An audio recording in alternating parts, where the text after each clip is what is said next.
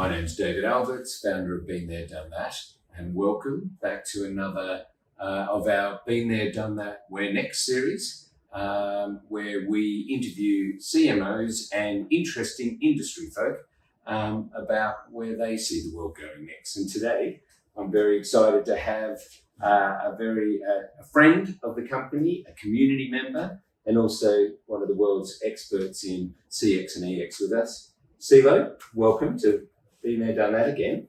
Thank you, David. It's a pleasure to be here. That's great. So let's start.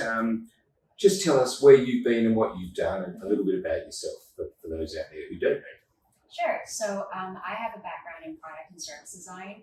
The main thing that inspires me is I love brands and I love people. So my big thing is, how do you bring brands and people together, but through great experiences and great empathy? And from this, I worked across a dozen or so sectors, creating innovations in CX for various sectors. I have a lot of empathy for people and relationships because I also have been teaching product at St. Martin's, and I love to bring that empathy and shared learning within organizations as well. Very good, very good. I always love chatting with you, so, and it's always interesting. So, as always, what we do is ask 3 questions of our guests. And the first question is, what's the biggest problem, challenge you see facing the industry at the moment? So the biggest challenge I'm seeing at the moment, and I think it's an exciting opportunity, is oftentimes, we talk about the customer a lot, but actually a lot of the times organizations themselves have different pockets of information. So you never really get the full view of what the customer sees and hears and experiences across the journeys of your brand. So that to me is a really big issue, because you can tell it's a customer when you're working with a brand, you're booking a restaurant, and they make you feel like the same thing 10 times. Like, that's a simplistic level. But at a more fundamental level, when you have disjointed journeys because of disjointed data, it shows that brands don't really care about the customer. They don't really feel seen and valued and heard. So I think that's opportunity number 1. And coincide that with, actually, we're in a really interesting time right now. So we're in the age of the customer, and we're bang in the middle of what we call the experience economy. That means we're in a place where people are willing to increasingly pay more for experiences over things because of the emotions and the memories that they evoke. So that, for brands, is super exciting, because it means it's a great time to do both really well, create amazing things and amazing experiences in a way that really helps your brand shine, but also meet needs of the customer. It's so interesting. I was actually at a day of talking yesterday, and there was the CMO of Bentley and the CMO of Tag Heuer, and also the CMO of a chain of upmarket hotels. And they all spoke about the same thing, the need to actually focus on what's the experience our customers or customers to be have of us. Yeah. But from everything from automotive to watches, absolutely, which is often product, and this idea that if you don't give them a good experience, then you're missing an opportunity. Yeah, and kind of to add to that point, it's not just about amazing experiences. I think the other kind of challenge / opportunity is oftentimes customer experience is so interconnected with employee experience, and you need to align the two in order to really truly create great experiences for both customers and employees. Because after all, it's every single person within an organization that's responsible for helping shape the experience of the customer. So when the two are aligned, that's when the magic can happen. In fact, the lady from the hotel chain spoke about, more than their leadership team, the 2 people they're listening to the most are their customers and their front of house. Amazing. And seeing if that conversation is matched, and they feel if that the employee and the customer experience is symbiotic in having a positive relationship.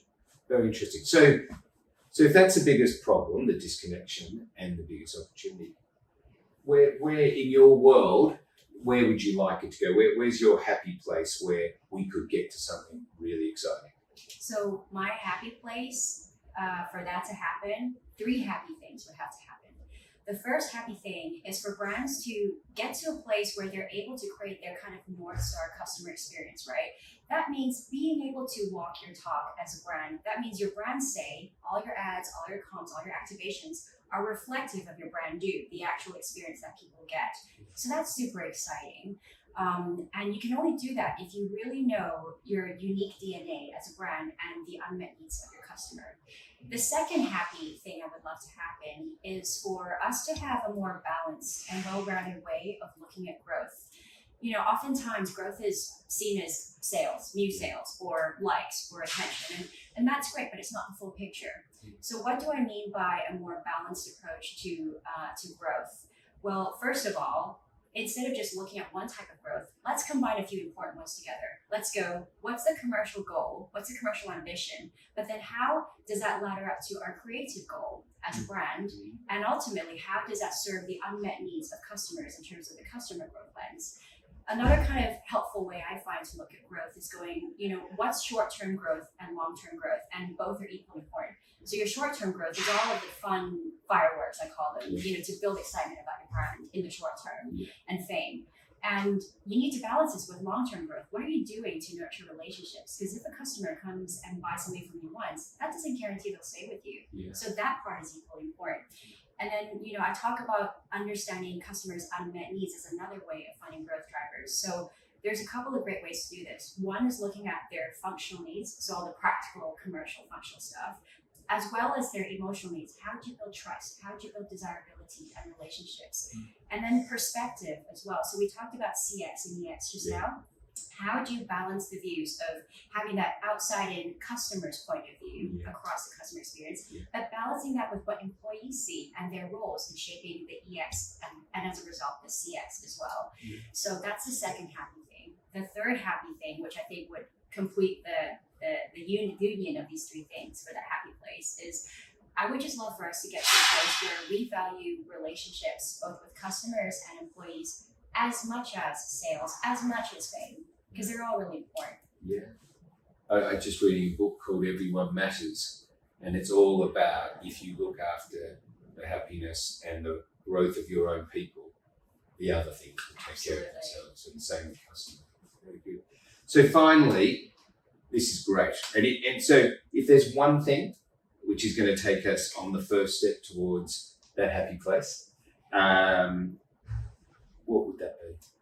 You know what? The first thing I suggest, and anyone can do this, that's the beauty of it, is I think just be curious, stay curious.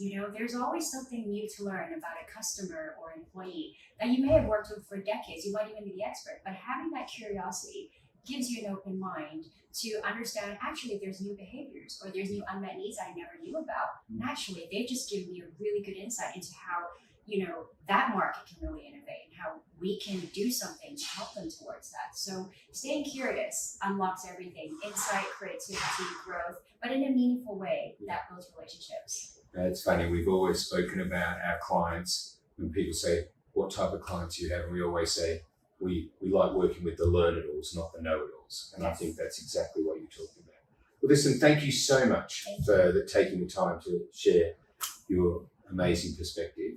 And it gives us a lot of food for thought. And we'll thank you for joining us, and we will be back soon with more episodes of BeenThere, Done That, Where Next. Thanks. You.